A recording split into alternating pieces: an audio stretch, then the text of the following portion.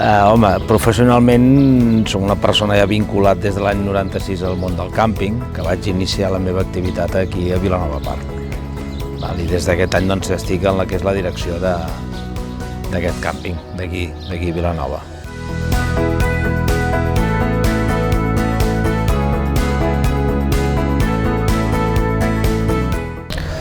Evidentment, la nova Junta, objectius, jo els marcaria amb objectius globals, no?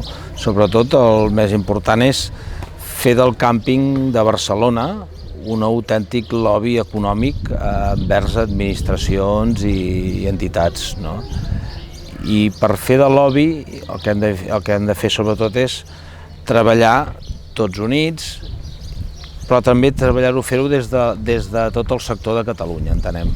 Entenem que necessitem que tot el càmping com a sector o com a motor econòmic treballi conjunt.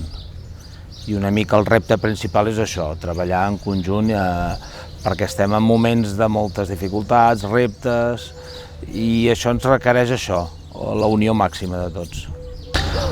Home, la motivació màxima era veure que, tot i que com a associació portava molts anys d'existència i evidentment s'havien fet moltes coses, quedaven molts reptes per complir, més que reptes, coses per omplir, coses per, havíem de recollir esforç de molts per portar endavant una mica aquesta unió del sector, aquest treball conjunt del sector, sempre pensant en que el màxim profit dels recursos que trobem a fora els trobarem si anem tots de la mà.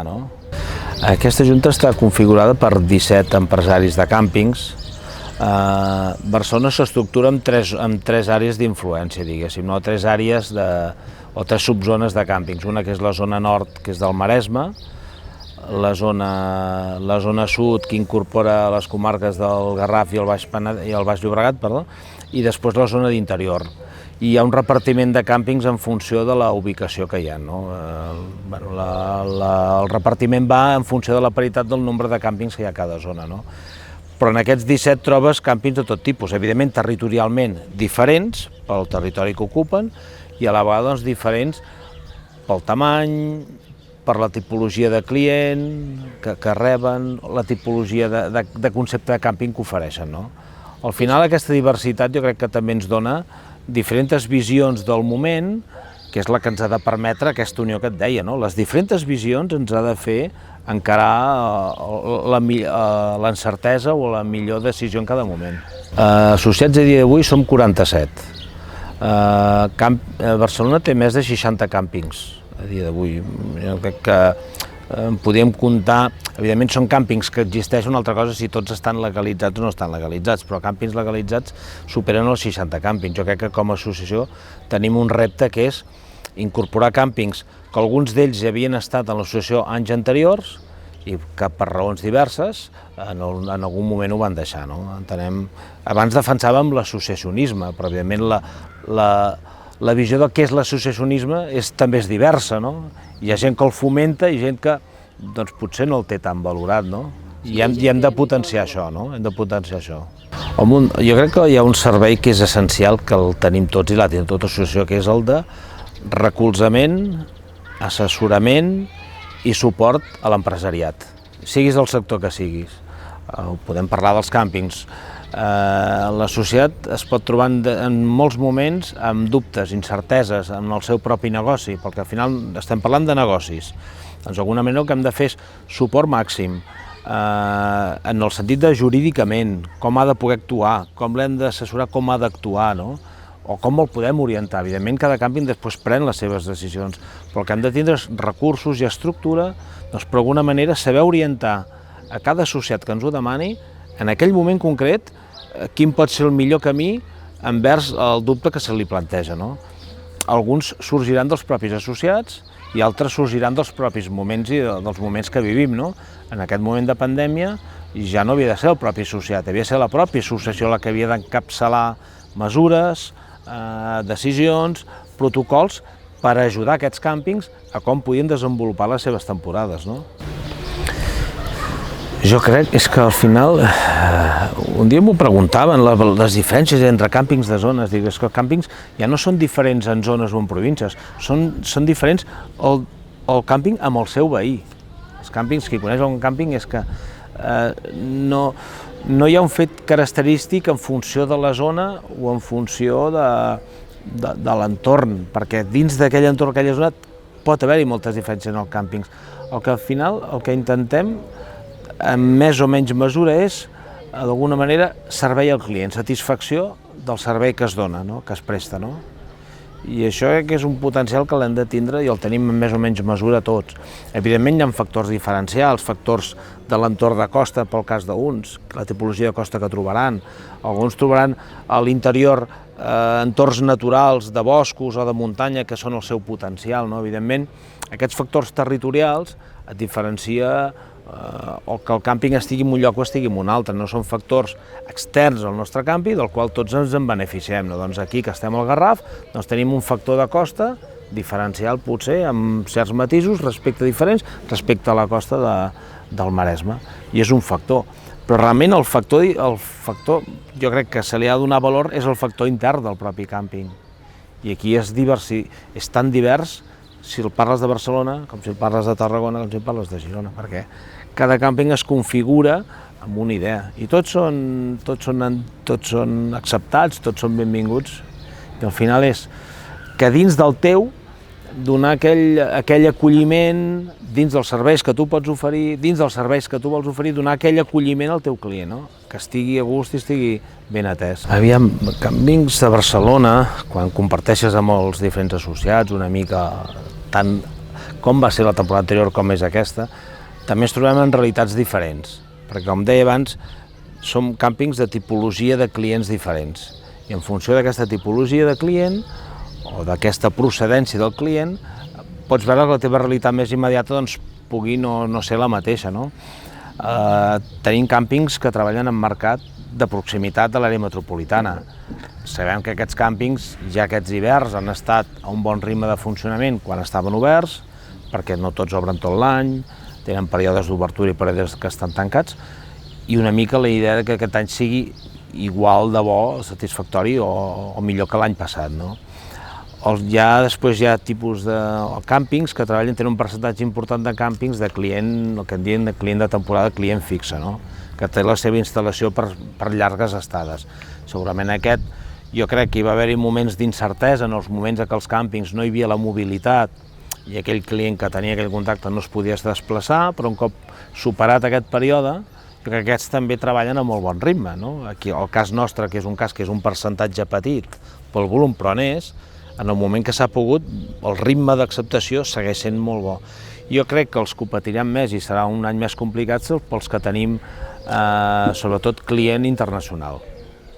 Perquè, com comentàvem, a dia d'avui encara no, tot i que sembla que les últimes notícies, els últims aires que ens van arribant, és que puguem tindre un estiu amb les fronteres obertes i uns volums de mercat internacional raonables, no evidentment com anys anteriors a la pandèmia, però sí evidentment respecte al que tenim l'any passat, raonables segur que serien, perquè qualsevol increment ja serà millor, però evidentment que fins que no hi hagi aquesta certesa que els protocols de mobilitat que pugui tindre cada país envers els seus ciutadans, en com serà la sortida, però també és important que la sortida és com serà la tornada al seu país, no?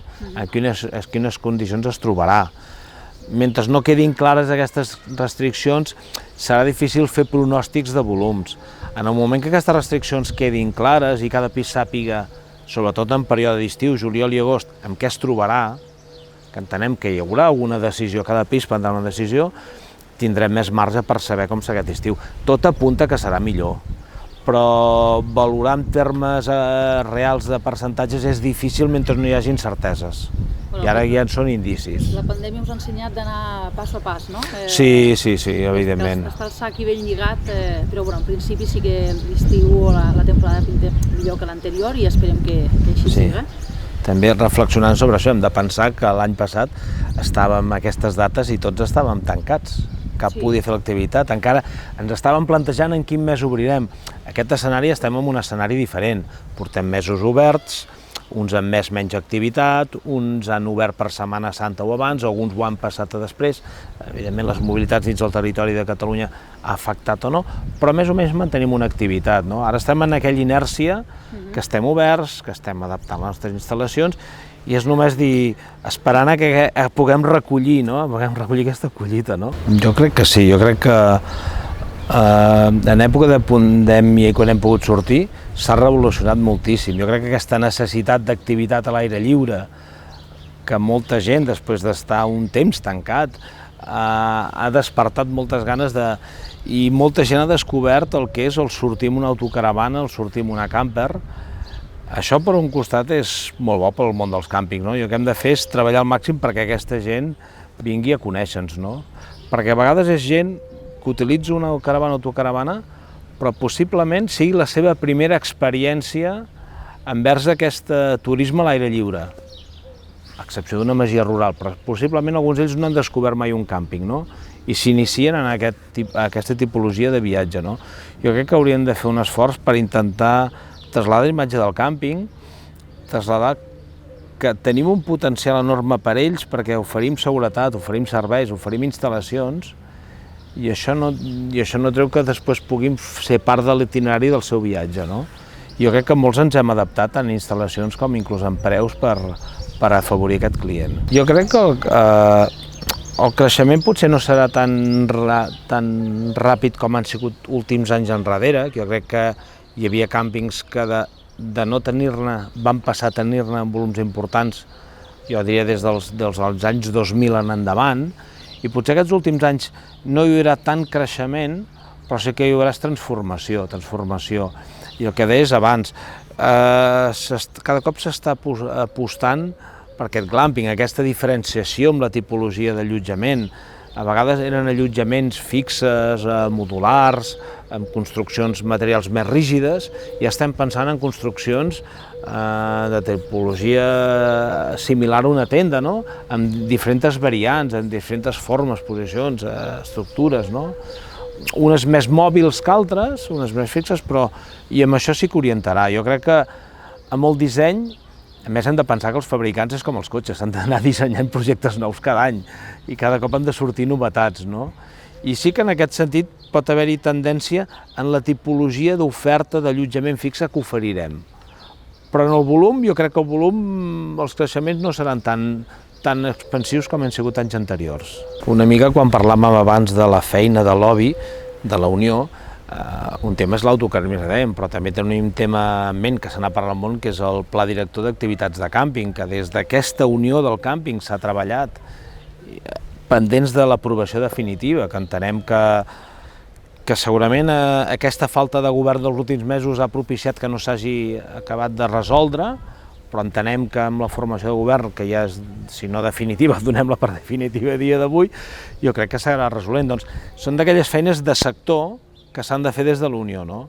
I malgrat nosaltres tinguem una visió provincial, perquè som Associació de Barcelona, però aquesta visió mai ha d'estar tancada a la província, perquè evidentment hi haurà qüestions exclusives a la província de Barcelona que hauran de resoldre com a Associació de Barcelona, però hi haurà qüestions que són d'àmbit territorial català, doncs els hem de resoldre des del conjunt del territori, no?